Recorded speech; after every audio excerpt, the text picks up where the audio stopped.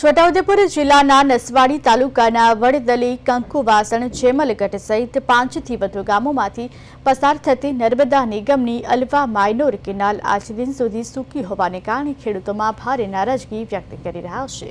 મુખ્ય નર્મદા કેનાલ વડદલીથી માત્ર 5 કિમી દૂર હોવા છતાં અહીં પાણી પહોંચતું નથી અને ખેડૂતોએ અનેક રજૂઆતો બાદ નર્મદા નિગમે ખેતરોમાં લાખો રૂપિયાના ખર્ચે અંડરગ્રાઉન્ડ પાઇપલાઇન બિછાવવામાં આવી, પરંતુ તેમાં પણ પાણી ન આવતા હાલ શિયાળુ પાકમાં મૂળ, મકાઈ, તુવેર તથા કપાસની ખેતીને ભારે નુકસાનનો ભય ઊભો થયો છે।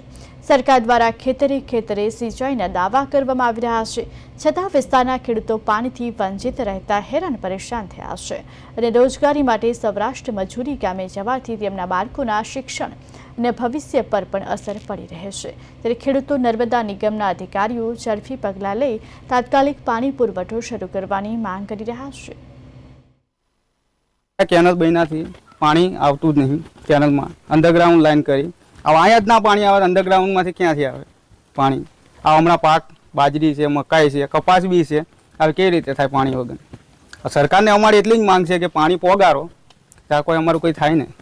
બીજી વાત છે, મેઇન કેનાલ કઈથી જાય છે, કેટલા દૂરથી જાય છે?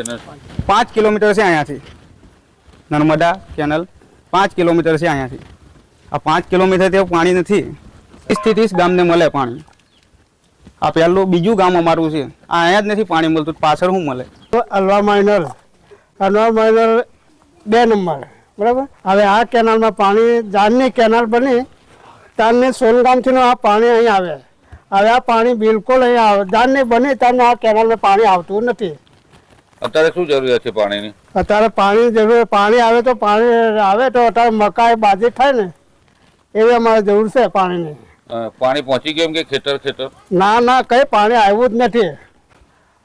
અને પેલી પાઇપલાઇન કરેલી છે? પાઇપલાઇન કરી તો પાઇપલાઇન તેમાં પાણી પણ નથી આવતું, પણ અહીં પાણી આવે તો પાઇપલાઇનમાં પાણી જાય। કેનાલ છે એમાં પાણી નહીં આવતું, 1 વર્ષ થયું। અંડરગ્રાઉન્ડમાં બી નહીં આવતું। હમણાં ખેતીમાં શું નુકસાન થાય પાણી ના મળે તો? કપાસ બગડે, મકાઈ બગડે, વાવેતર નવું બગડે, એવું થાય। શું માંગ તમારી સરકાર પાસે? પાણીની જોડી અમારા ખેતર કેનાલ બનાવવા માટે અમને પાણી મળવું જોઈએ।